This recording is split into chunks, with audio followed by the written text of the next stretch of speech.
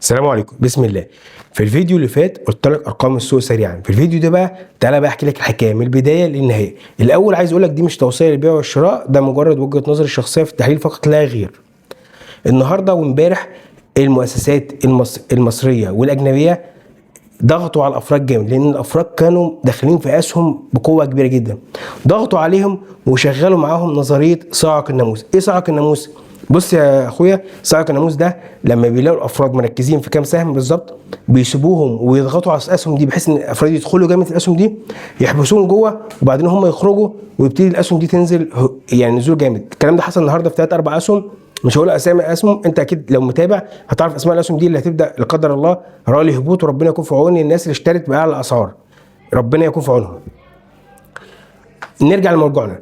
النهارده قلت لك ان انا عارف ان السوق ده جمعيه ودايريه.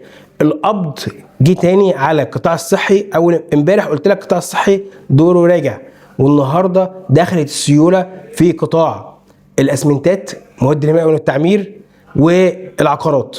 يبقى انا كده دلوقتي إيه عندي قطاع صحي، عندي اسمنتات، وعندي عقارات.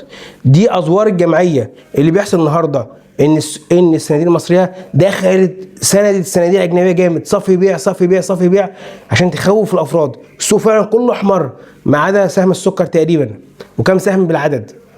ليه؟ جينا بقى اخر الجلسه الصناديق المصريه راحت اللي باعته رجعت اشترت تاني، بس من تحت لمت تاني ولمت الدنيا. عشان كده بقول لك ان شاء الله السوق بخير، هنبقى نخضر بكره او بعده بالكتير. الدنيا كويسه جدا. كل الموضوع ان في كام اسهم على راسهم القلعه اللي رغم هبوط النهارده دخل فيه سيوله حوالي 900 مليون، امبارح مليار و400، النهارده 900 مليون. الناس بتضخ فلوس كتير في السهم، لان السهم ده له حكايه كبيره، عدد اسهم كبير جدا، محتاج سيوله كبيره عشان يرجع ويتحرك قدام، محتاج تجميعه كبيره، عزم، شده. عارف لما عربيه نقل بتتحرك؟ سهم القلعه زي العربيه النقل بالظبط. السوق فيه تفاصيل كتير جدا، لازم يضربك ضربه جامده على دماغك النهارده عشان يبتدي يتحرك باسهم تانية بكره. ان شاء الله هتلاقي قريب جدا في شهر اغسطس ده او في بدايه شهر سبتمبر صعود قوي جدا ان شاء الله لقطاع الادويه والمستشفيات، لقطاع الاسمنتات وقطاع العقارات، وورا في قطاعين بيتسحبوا، قطاع البنوك وقطاع الاطعمه والمشروبات. لو وصلت لحد هنا وعايز تعرف السوق بيشتغل ازاي، عايز حد يكون معاك خطوه بخطوه، عايز حد يطمنك، انقل محفظتك معانا في الشركه، ان شاء الله تلاقي حد يشتغل معاك بما يرضي الله. اشتغل معايا في جروب توصيات، هتلاقي توصيات ان شاء الله كل يوم، والسوق والتقارير دوريه. عايز بقى تكسب جد، السر في الصلاه على الحبيب.